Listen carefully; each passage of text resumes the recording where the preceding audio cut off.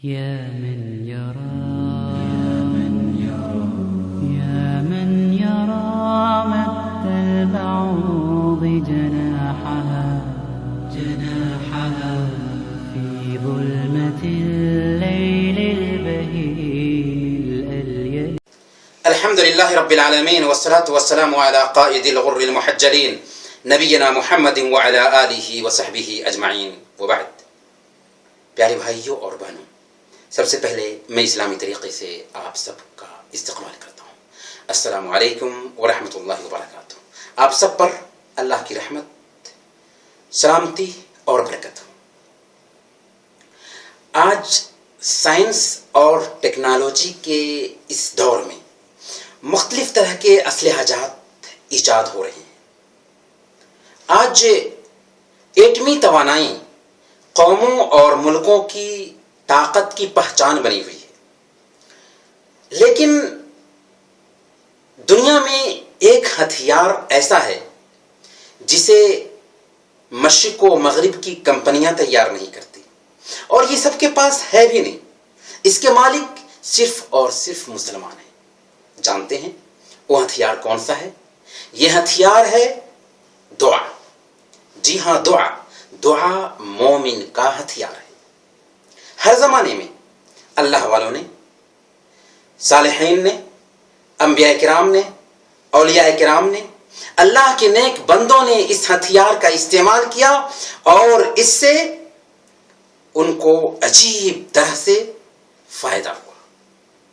حضرت نوح علیہ السلام 950 سال تک اپنی قوم کو پیار سے، محبت سے سمجھاتے ہیں، ایک اللہ کی طرف بلاتے ہیں، لیکن جب قوم اکرفو ثابت ہوتی ہے اور بات نہیں مانتی ہے تو بددعا کرتے ہیں، اور اللہ پاک پوری قوم کو تباہ و برباد کر دیتا ہے. حضرت موسیٰ علیہ السلام فرعون کے چنگل سے بنو اسرائیل کو لے کر نکلے تھے. پیچھے سے بنو اسرائیل کا تعاقب کرنے کے لیے فرعون اپنے لاؤ لشکر کے ساتھ میں آ رہا ہے، اور سامنے میں سمندر ہے. بنو اسرائیل پریشان ہو جاتے ہیں. اس وقت حضرت موسیٰ علیہ السلام نے کہا تھا، کلا ان معی ربی سیہدین. ایسا ہو نہیں سکتا کہ فرعون ہمیں پکڑ لے، ہمارا رب ہمارے ساتھ ہے جو ہمیں راستہ دکھائے گا. چنانچہ اسی سمندر میں اللہ پاک نے راستہ بنا دیا اور فرعون کو اسی سمندر میں ڈبو دیا، اور موسیٰ علیہ السلام بنو اسرائیل کے ساتھ میں نجات پاتے ہیں. حضرت ایوب علیہ السلام جو 18 سال تک ایک بیماری میں مبتلا رہتے ہیں. بیماری ایسی تھی کہ قوم کے لوگ ساتھ چھوڑ دیتے ہیں، اولاد بھی چلی جاتی ہے، املاک اور اموال بھی تباہ و برباد ہو جاتے ہیں، یہاں تک کہ اللہ سے دعا کرتے ہیں، رب انی مسنی الضر وانت ارحم الراحمین. اے اللہ، مجھے تکلیف پہنچی ہے، مجھے بیماری لاحق ہے، اور تو رحم کرنے والوں میں سب سے زیادہ رحم کرنے والا ہے. چنانچہ اللہ پاک دعا قبول کرتا ہے اور حکم دیتا ہے، ارکض برجلک ھذا مغتسل بارد وشراب. اپنے پیر کو ماریے، اس سے چشمہ پھوٹے گا، غسل کیجئے اور پیجئے، ساری بیماری دور ہو جائے گی. چنانچہ ایسا ہی کیا، ساری بیماری دور ہو گئی، اور حضرت ایوب علیہ السلام جیسے تھے بالکل ویسے ہی ہو گئے.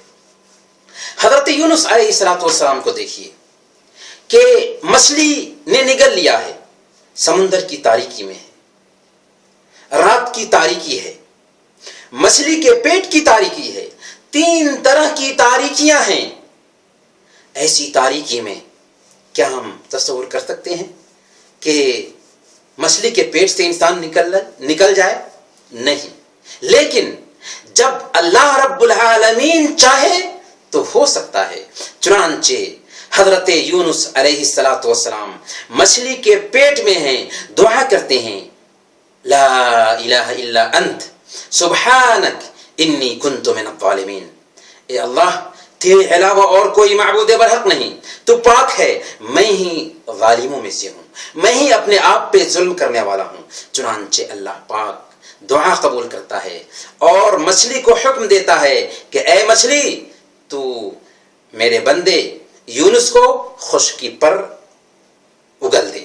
فاستجبنا له ونجيناه من الغم، ہم نے ان کی دعا قبول کی اور ان کو پریشانی سے نجات دیا۔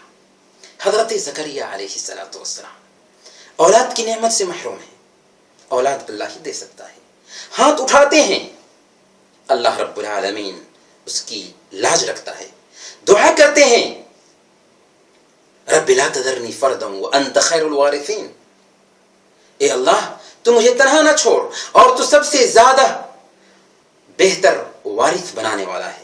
چنانچہ اللہ پاک نے حضرت زکریا علیہ السلام کی دعا قبول کی اور نیک اور صالح اولاد عطا فرمایا۔ حضرت ابراہیم علیہ السلام دعا کرتے ہیں، بڑھاپے کی حالت میں اولاد کی نعمت سے محروم تھے، دعا کی تھی رب هب لي من الصالحین، اے اللہ مجھے نیک اور صالح اولاد عطا فرما۔ چنانچہ بڑھاپے کی حالت میں اللہ پاک دعا قبول کرتا ہے اور انہیں اولاد دیتا ہے۔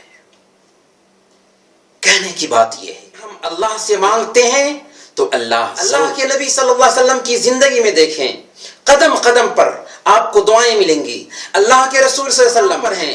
313 مسلمانوں کی تعداد ہے اور 1000 کافر، اسلام اور کفر کی پہلی جنگ ہے، اس میں دعا کرتے ہیں اللہم ان تہلک هذه العصابہ من اہل الاسلام لا تعبد فی الارض، اے اللہ اگر اس زمین پر مسلمانوں کی یہ جماعت برباد ہو گئی تو تیری عبادت نہیں کی جائے گی۔ اللہ پاک نے دعا کی لاج رکھا اور اپنے نبی اپنی زندگی میں جو دعائیں کی وہ صحیح احادیث کے مطابق 700 دعاؤں تک پہنچتی ہیں۔ یہ دعائیں، ان دعاؤں کا تعلق زندگی کے مختلف مراحل سے ہے۔ اللہ کے نبی صلی اللہ علیہ وسلم ہر لمحہ، ہر وقت، ہر آن اٹھتے بیٹھتے، سوتے جاگتے، چلتے پھرتے، کھاتے پیتے، ہر وقت دعا کرتے تھے۔ کس لیے؟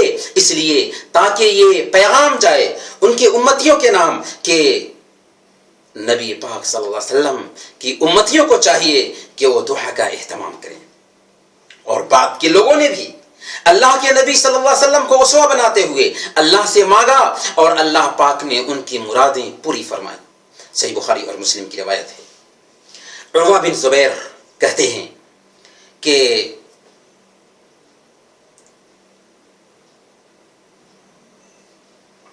حضرت سعید بن زید نے میری زمین غصب کر لی ہے، میری زمین ہتھیا لی ہے۔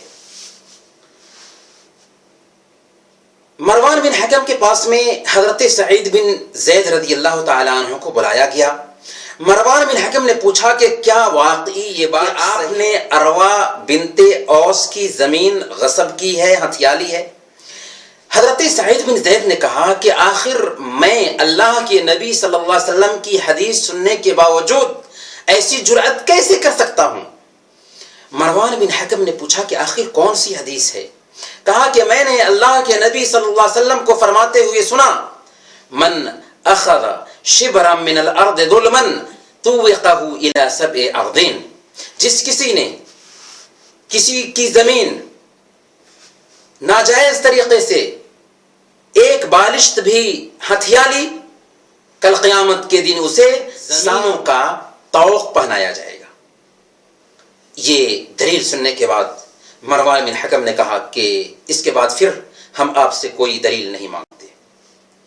اس وقت حضرت سعید بن زید رضی اللہ تعالی عنہ نے کہا اللہم ان كانت هذه كاذبة فعام بصرها واقتلها في ارضها، اے اللہ اگر یہ عورت جھوٹی ہے تو اس کی آنکھ کو چھین لے، اندھا کر دے اسے اس کی زمین ہی میں موت دے۔ چنانچہ عورت واقعی کچھ ہی دنوں میں اندھی ہو گئی اور اپنی ہی زمین میں ایک روز چل رہی تھی کہ اس کی موت واقع ہو گئی۔ صحیح مسلم کی روایت میں محمد بن زید حدیث کے راوی ہیں، وہ کہتے ہیں کہ میں نے اس عورت کو دیکھا کہ اس کی آنکھ چلی گئی تھی اور وہ ٹٹول ٹٹول کر چلا کرتی تھی، کہتی تھی کہ مجھے سعید بن زید کی بد دعا لگ گئی ہے۔ جی ہاں، دعا مومن کا ہتھیار ہے۔ اتہزؤ بالدعاء وتزدریہ، کیا تم دعا کا مذاق اڑاتے ہو اور اسے معمولی سمجھتے ہو، حالانکہ اس نے یہ کیا ہے کہ اس کا تمہیں اندازہ ہی نہیں۔ کہنے کا مطلب یہ ہے کہ دعا کا اثر ہوا ہے اور آج بھی ہوگا۔ آج پوری دنیا میں مسلمانوں کی حالت نہایت خون مسلم کی ارزانی ہے۔ مسلمان گاجر اور مولی کے جیسے تراشے جا رہے ہیں۔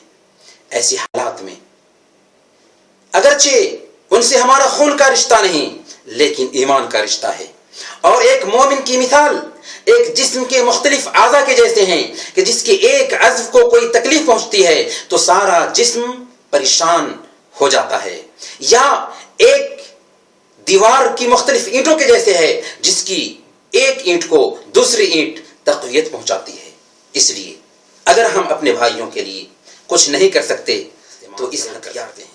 اس لیے رات کے سپہر میں، قبولیت کے اوقات میں زیادہ سے زیادہ ہم اپنے بھائیوں کے لیے دعا کریں کہ اللہ رب العالمین ظالموں کو کیفر کردار تک پہنچائے اور اللہ پاک ہم سب کے مسائل کو حل فرما دے۔ اللہ تعالیٰ قبول فرمائے، آمین۔ وصلی اللہ علی نبینا محمد وعلی آلہ وصحبہ اجمعین۔